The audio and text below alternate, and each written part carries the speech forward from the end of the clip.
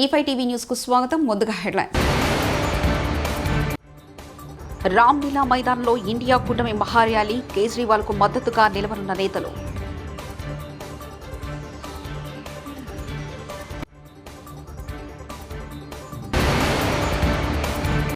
ఒకే రోజు 2 సార్లు లోకేష్ కాన్వేని చెక్ చేసిన పోలీసులు.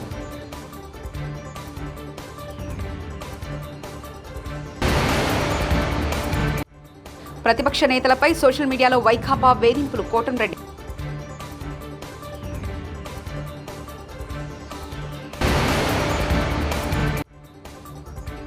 నాపై కక్ష కట్టారు, ఇవ్వడలేక వైకాపాను వీడాను. చింతలపూడి ఎమ్మెల్యే ఎలిజా.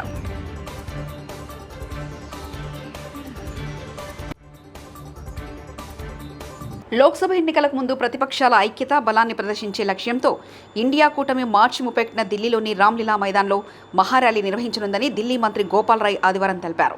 లిక్కర్ స్కామ్లో సీఎం అరవింద్ కేజ్రీవాల్ అరెస్టు నేపథ్యంలో ఈ ప్రకటన వెలువడింది. బీజేపీ నియంతృత్వ ధోరణితో వ్యవహరిస్తుందని మార్చి 31 ఉదయం 10 గంటలకు జరిపే ర్యాలీలో పాల్గొనాలని రాయ్ దేశ ప్రజలకు విజ్ఞప్తి చేశారు. ప్రధాని మోదీ కేంద్ర దర్యాప్తు సంస్థలను దుర్వినియోగం చేస్తున్నారని ఆరోపించారు. లిక్కర్ స్కామ్లో ఢిల్లీ సీఎం అరవింద్ కేజ్రీవాల్ అరెస్టుపై అస్సాం ముఖ్యమంత్రి హిమంత్ బిశ్వ శర్మ మరోసారి ఆసక్తికరమైన వ్యాఖ్యలు చేశారు. ఎన్ఫోర్స్మెంట్ డైరెక్టర్ ఈడీ పంపిన సామన్లను బేఖాతరు చేశారని, తద్వారా తన అరెస్టును తానే కోరి తెచ్చుకున్నారని అన్నారు. ఒకవేళ తనకు తొలిసారి సమన్లు వచ్చినప్పుడు స్పందించి ఉంటే అరెస్ట్ అయ్యేవారు కాదేమోనని అభిప్రాయపడ్డారు. తాము అధికారంలోకి వచ్చిన 100 రోజుల్లోపనే రాష్ట్రంలో గంజాయి లేకుండా చేస్తామని తెలుగుదేశం పార్టీ జాతీయ ప్రధాన కార్యదర్శి నారా లోకేష్ అన్నారు. సీఎం జగన్ నివాసం చుట్టూ గంజాయి దొరుకుతున్నా చర్యలు లేవని విమర్శించారు. తాడేపల్లిలోని వజ్రా రెసిడెన్షియల్ అపార్ట్మెంట్ వాసులతో నిర్వహించిన ముఖాముఖి సమావేశంలో మాట్లాడారు. జగన్ పాలనలో ఏపీ 30 ఏళ్లు వెనక్కి వెళ్లిందని దుయ్యబట్టారు. పోలీసులు వస్తారు, అటువైపు అంతా కిటికీలు మూసేస్తారు. అదేంటి నాకు అర్థం. షాపులను మూసేస్తారు, అంటే ఒక యుద్ధ వాతావరణం కల్పిస్తారు. మళ్ళీ అమరావతి కండవ కప్పుకుని జయ అమరావతి బ్యాజ్ చేసుకుంటే ఇమీడియట్ గా పరదాలు కట్టేస్తారు. అది ఎంత భయపడుతున్నారో చూడండి. ఇలాంటి పరిస్థితులు ఉండకూడదు. మన ప్రాంతం అభివృద్ధి చెందాలి, మన నియోజకవర్గం ఒక ఆదర్శ నియోజకవర్గం లాగా నిలబడాలనేది అందరి లక్ష్యం. తప్పనిసరిగా మొత్తం ఆంధ్ర రాష్ట్రమే కాదు, భారతదేశం మంగళగిరి వైపు చూసే విధంగా మంగళగిరి నేను అభివృద్ధి చేస్తానని ఈ సభాముఖం మీ అందరికి నేను హామీస్తూ,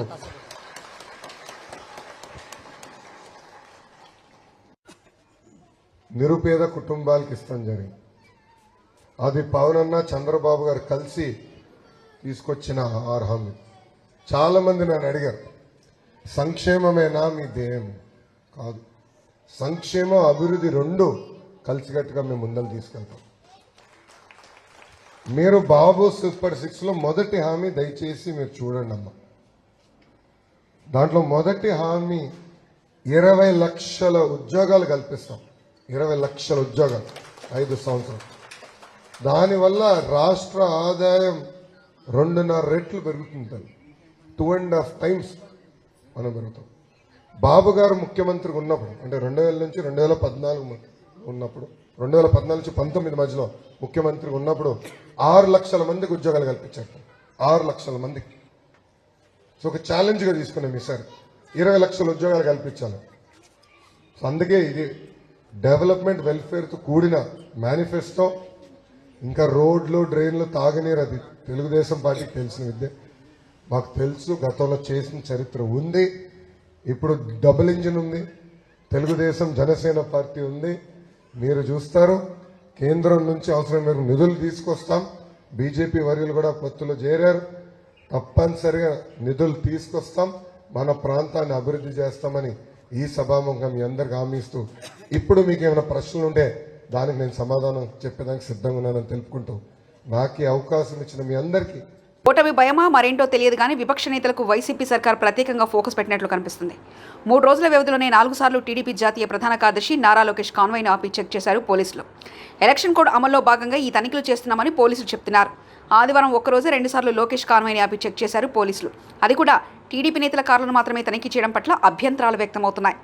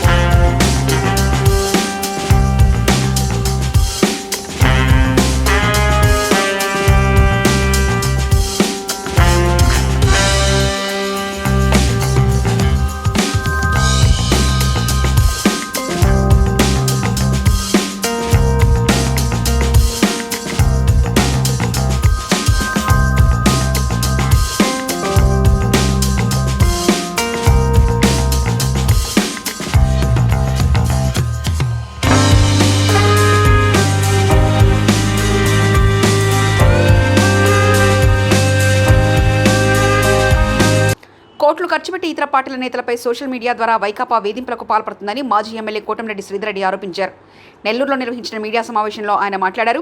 ఏపీసీసీ అధ్యక్షురాలు వైఎస్ షర్మిల, వివేకా కుమార్తె సునీతపై సోషల్ మీడియాలో వ్యక్తిగత విమర్శలు చేస్తున్నారని, చంద్రబాబు సీఎం అయ్యాక ఫోన్ ట్యాపింగ్పై విచారణ తప్పదని హెచ్చరించారు. కోట్లాది రూపాయలు ఖర్చు పెట్టి వేధిస్తున్న తీరు, వైఎస్ఆర్ కాంగ్రెస్ పార్టీ బరి తెగించి కొన్ని సోషల్ మీడియా ఛానల్స్ని, యూట్యూబ్ ఛానల్స్ని కొనుగోలు చేసి, కొనుగోలు మాత్రం అనధికారికంగా ఉంటుంది. ఆ ఛానల్స్ లోగో మీదనే ఉంటాయి. కానీ ఎన్నికలు పూర్తయిన దాకా దానిలో పెత్తనం అంతా వైఎస్ఆర్ కాంగ్రెస్ పార్టీ నాయకులది, వైఎస్ఆర్ కాంగ్రెస్ పార్టీ పెయిడ్ ఆర్టిస్టులది. వైఎస్ఆర్ కాంగ్రెస్ పార్టీ పెయిడ్ ఆర్టిస్టులు ఏదైతే ఇస్తారో అదే ఆ యొక్క యూట్యూబ్ ఛానల్స్లో మొత్తం కూడా ప్రయత్నం చేసే పరిస్థితి.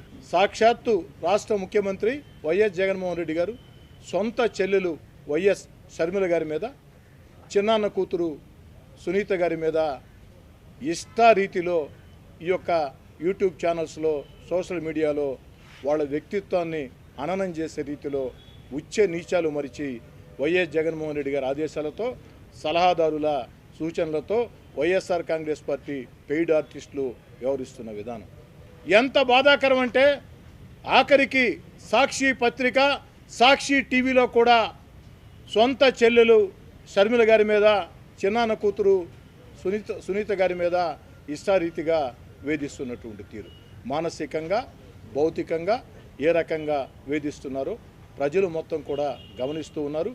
ప్రజలు ఏవగించుకుంటూ ఉన్నారు. అయినా కానీ నవ్విపోదురుగాక నాకేంటి సిగ్గన్న రీతిలోనే వైఎస్ఆర్ కాంగ్రెస్ పార్టీ, రాష్ట్ర వైఎస్ఆర్ కాంగ్రెస్ పార్టీ వ్యవహరిస్తూ ఉంది. కోవూరు ఎమ్మెల్యే నల్లపురెడ్డి ప్రసన్న కుమార్ రెడ్డి గారు ఇటీవల కాలంలో మాట్లాడుతున్నటువంటి భాష, కోవూరు నియోజకవర్గ తెలుగుదేశం పార్టీ అభ్యర్థి వేమిరెడ్డి ప్రశాంతి గారి గురించి మాట్లాడుతున్నటువంటి భాష అత్యంత అభ్యంతరకరం, అత్యంత దారుణం. ఎంత విచిత్రం అంటే, నల్లపురెడ్డి ప్రసన్న కుమార్ రెడ్డి గారికి ప్రశాంతి గారు చెల్లెలు వరుస అవుద్ది. జిల్లాలో వేమిరెడ్డి ప్రభాకర్ రెడ్డి గారికి ఎమ్మెల్యే అభ్యర్థులకి తగాదాలు పెట్టే పరిస్థితి. ఇది కుట్ర కాదా అని అడుగుతున్నా. వేమిరెడ్డి ప్రభాకర్ రెడ్డి గారు ఏ రోజు ఎక్కడా కూడా పలానా అభ్యర్థిని పెట్టు, పలానా అభ్యర్థిని ఉంచు, పలానా అభ్యర్థి తీ అని చెప్పలేదే. ప్రసన్న కుమార్ రెడ్డి గారు, నాకు తెలిసి నేను చెప్తున్నా, మీరు 90లో కాంగ్రెస్ పార్టీలో ఉన్నారు, 93లో తెలుగుదేశం పార్టీలో ఉన్నారు, మళ్ళీ మధ్యలో తెలుగుదేశం పార్టీలో లక్ష్మీపార్వతి గారి పార్టీలో ఉన్నారు, ఆ తర్వాత మళ్ళీ తెలుగుదేశం పార్టీలో చేరారు, మళ్ళీ కాంగ్రెస్ పార్టీలోకి వచ్చారు, మళ్ళీ వైఎస్ఆర్ కాంగ్రెస్ పార్టీలోకి వచ్చారు. వేమిరెడ్డి ప్రభాకర్ రెడ్డి గారు కుట్రలు కుతంత్రాలు భరించలేక వైఎస్ఆర్ కాంగ్రెస్ పార్టీకో దండవని పెట్టి తెలుగుదేశం పార్టీలో పోటీ చేయటం వెన్నుపోటైతే, మీరు ఇన్ని రకాలుగా పార్టీలు మారారే, దీన్ని ఏమనాలా? ఇకపోతే ప్రసన్న కుమార్ రెడ్డి గారు ఓటమి భయంతో ఇష్టారాజ్యంగా మాట్లాడుతున్నారు. ఏడాది క్రితమే ఫోన్ ట్యాపింగ్ చెప్పా. ఖచ్చితంగా ఎన్నికలైన తర్వాత ఈరోజు తెలంగాణలో ఏ విధంగా దర్యాప్తు జరుగుతుందో, ఆంధ్రప్రదేశ్లో కూడా నారా చంద్రబాబు నాయుడు గారు ముఖ్యమంత్రిగా ఈ యొక్క టెలిఫోన్ ట్యాపింగ్ మీద ప్రత్యేక దర్యాప్తు జరుగుతుంది.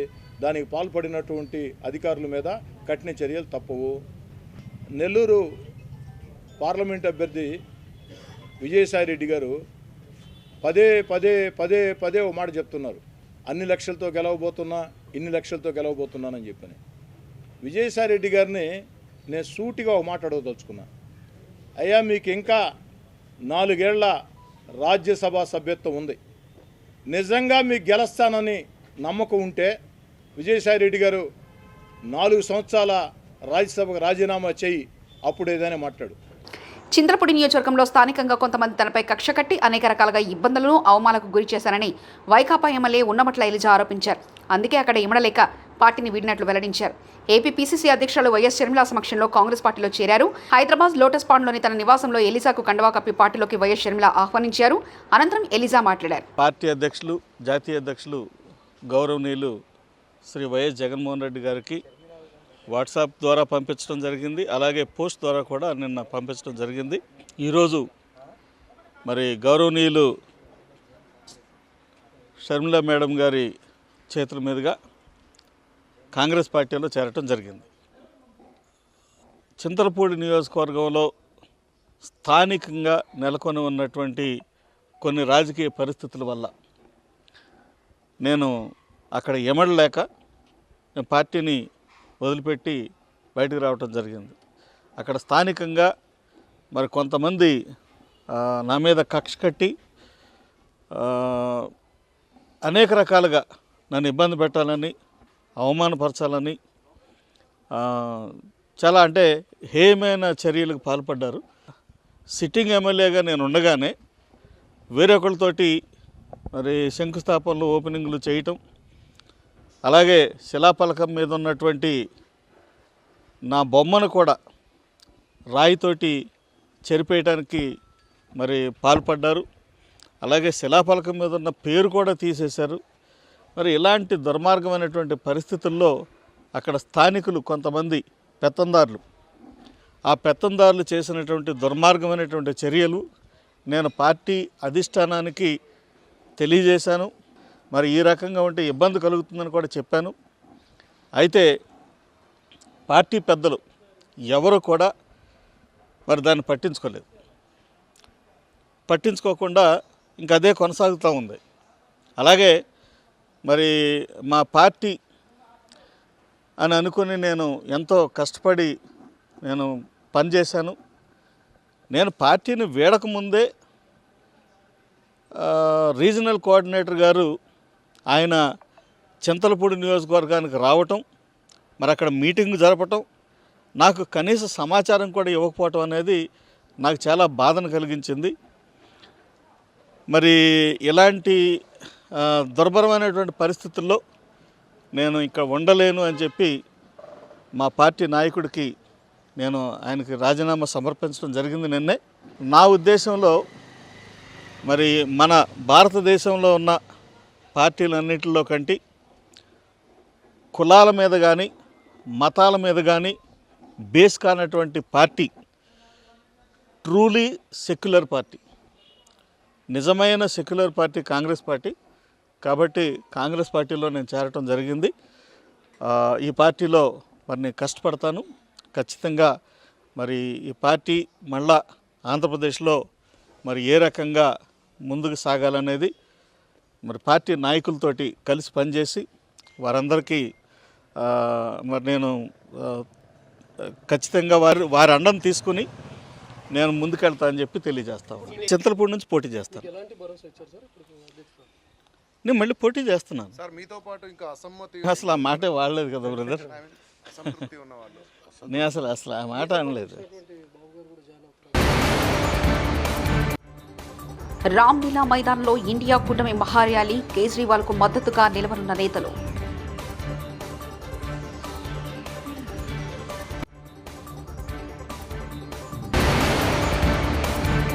ఒకే రోజు 2 సార్లు లోకేష్ కాన్వాయ్ని చెక్ చేసిన పోలీసులు.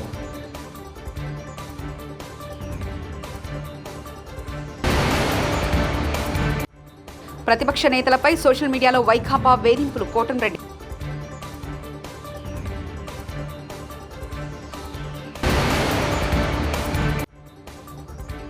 నాపై కక్ష కట్టారు, ఎమడలేక వైకాపాను వీడాను. చింతలపూడి ఎమ్మెల్యే ఎలిజా.